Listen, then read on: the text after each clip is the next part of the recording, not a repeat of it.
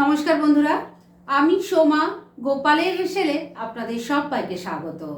প্রথমেই সবাইকে মকর সংক্রান্তির অনেক অনেক শুভেচ্ছা জানিয়ে আজকের একটা স্পেশাল পর্ব শুরু করছি, যেটা আশা করছি আপনাদের সবার খুব ভালো লাগবে এবং কাজে লাগবে।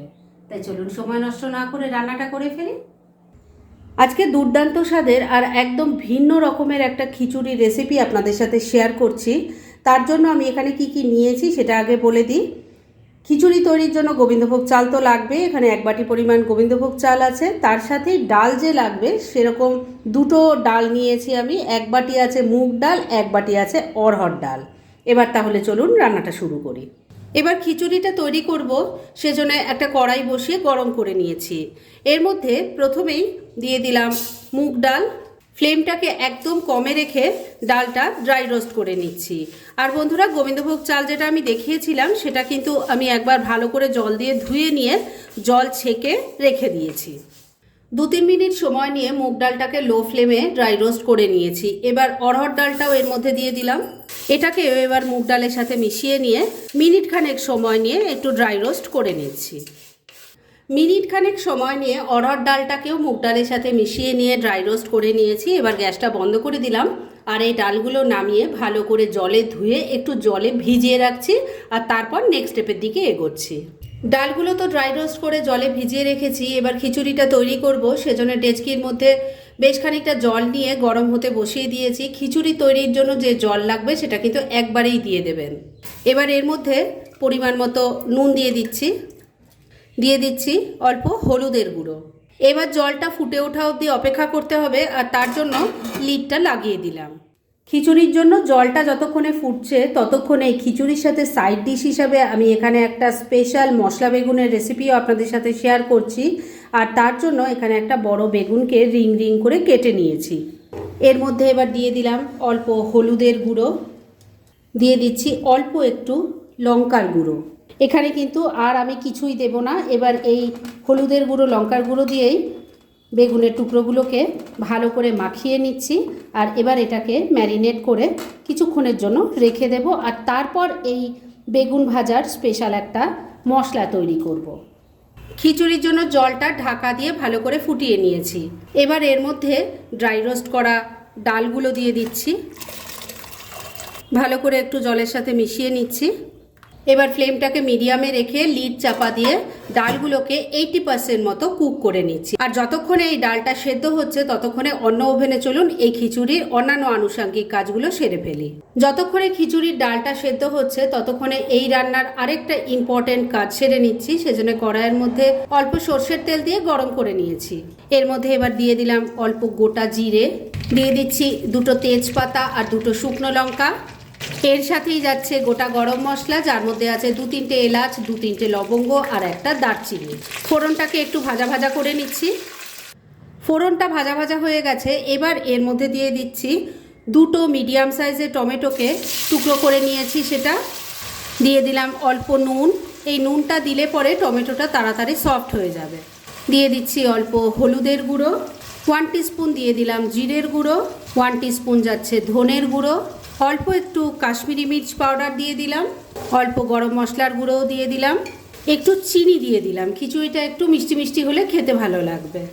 অল্প একটু জল অ্যাড করছি, না হলে মশলাটা কষানো যাবে না। এবার সব কিছু ভালো করে মিশিয়ে নিয়ে মশলাটাকে খুব ভালো করে কষিয়ে নেব, যতক্ষণ না এই টমেটো সফট হয়ে যায় আর মশলাও ভালো করে কষানো হয়ে যায়। একদিকের ওভেনে তো মশলা কষানো হচ্ছে আর আরেকদিকে যে ডালগুলো সেদ্ধ হওয়ার জন্য ঢাকা দিয়ে রেখেছিলাম সেই ডাল কিন্তু 80% মতো কুক হয়ে গেছে। দেখুন সমস্ত ডালগুলোই কিন্তু ফেটে গেছে, মানে 80% মতো কুক হয়ে গেছে। এবার গোবিন্দভোগ চালটা যেটা ভালো করে ধুয়ে রেখে দিয়েছিলাম সেই চালটা দিয়ে দিলাম, ভালো করে মিশিয়ে নিচ্ছি। এবার ফ্লেমটাকে আবারও মিডিয়ামে রেখে লিড চাপা দিয়ে চাল ডাল ভালো মতো সেদ্ধ হওয়ার জন্য রেখে দিলাম। মশলাটা দেখুন খুব ভালো করে কষানো হয়ে গেছে, টমেটোগুলো সফট হয়ে গেছে আর মশলা থেকে তেলটাও ছেড়ে দিয়েছে।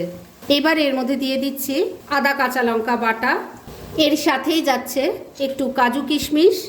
সব কিছু আবারও একবার ভালো করে মিশিয়ে খুব ভালো করে কষিয়ে নিচ্ছি। বন্ধুরা, আজকে আমি যেভাবে খিচুড়িটা তৈরি করছি এভাবে হয়তো অনেকেই বানাননি, তবে খেতে কিন্তু এটা অসাধারণ হয়। ঠাকুরের ভোগের জন্য কিন্তু অনায়াসে এটা তৈরি করে আপনারা ঠাকুরকে নিবেদন করতে পারেন। একবার ট্রাই করে দেখুন। সব কিছু ভালো করে মিশিয়ে নিয়ে মিনিট খানেক সময় নিয়ে আবারও কষিয়ে নিয়েছি। এবার এর মধ্যে পড়বে এমন একটা জিনিস বন্ধুরা, যেটা অন্যান্য খিচুড়ির থেকে এই খিচুড়ির টেস্ট এবং টেক্সচার দুটোই আলাদা করে দেবে। সেটা হলো গ্রেট করা পনির।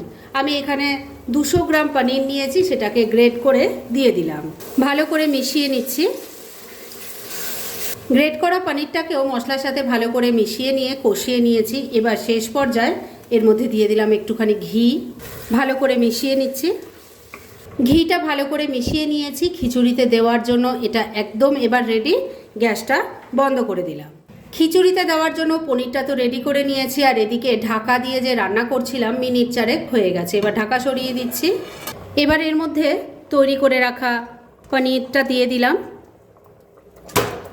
ভালো করে মিশিয়ে নিচ্ছি। সব কিছু খুব ভালো করে মিশিয়ে নিয়েছি। শুধু এর ওপর দিয়ে আমি কয়েকটা গোটা কাঁচা লঙ্কা দিয়ে দিলাম, এতে গন্ধটা খুব ভালো আসবে। এবার এটাকে আবারও ঢাকা দিয়ে 3-4 মিনিট রান্না করে নিচ্ছি। মিনিট 3 আবারও রান্নাটা করে নিয়েছি। রান্না কিন্তু এবার একদম রেডি হয়ে গেছে। শুধু এই পর্যায়ে একবার নুন মিষ্টিটা চেক করে নেবেন। এই রকম কনসিস্টেন্সি থাকতে থাকতেই কিন্তু নামাতে হবে, কেননা এটা ঠান্ডা হলে আরও ঘন হয়ে যাবে। তাই গ্যাসটা এখানেই বন্ধ করে দিলাম। আর এটাকে এখন আপাতত ঢাকা দিয়ে রেখে দিচ্ছি। আর চলুন মশলা বেগুনগুলো ভেজে নিই, তারপর দুটো একসাথে সার্ভ করে আপনাদের দেখাবো। খিচুড়িটা তো তৈরি হয়ে গেছে। এবার স্পেশাল মশলা বেগুন ভাজা তৈরি করব। আর তার জন্য একটা প্লেটের মধ্যে দিয়ে দিচ্ছি 2 চামচ বেসন। এর সাথে দিয়ে দিচ্ছি 2 চামচ চালের গুঁড়ো। এই চালের গুঁড়ো বা কর্নফ্লাওয়ার দিলে বেগুন ভাজাটা খুব মুচমুচে হবে আর তেলটাও কম টানবে। এর মধ্যে দিয়ে দিলাম অল্প হলুদের গুঁড়ো, অল্প একটু লঙ্কার গুঁড়ো দিয়ে দিলাম।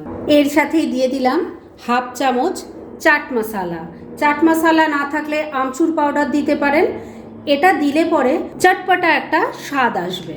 স্বাদ মতো নুন দিয়ে দিচ্ছি, তবে মনে রাখবেন চাট মশলা বা আমচুর পাউডার যেটা ইউজ করেন তার মধ্যেও কিন্তু নুন থাকে, সেই বুঝে নুনটা দেবেন। অল্প একটু চিনি দিয়ে দিলাম। এই চিনিটা দিলে বেগুন ভাজাটা যেমন ক্রিস্পি হবে, আর এর কালারটাও খুব ভালো আসবে, আর তেলটাও কম টানবে। এবার সব কিছু খুব ভালো করে মিশিয়ে নিচ্ছি। বেগুন ভাজার জন্য মশলাটা তৈরি হয়ে গেছে।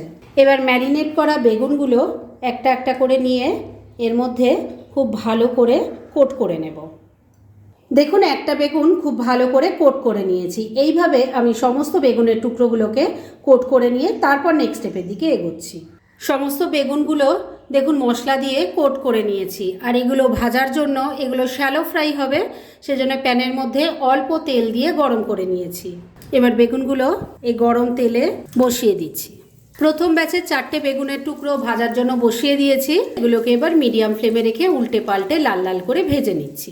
প্রথম ব্যাচের বেগুন ভাজাগুলো উল্টে পাল্টে ভালো করে ভেজে নিয়েছি। এবার এগুলো তুলে নিচ্ছি। আর বাদ বাকি বেগুন ভাজাগুলো এইভাবে ভেজে নিয়ে তারপরে খিচুড়ির সাথে সার্ভ করে আপনাদের দেখাচ্ছি।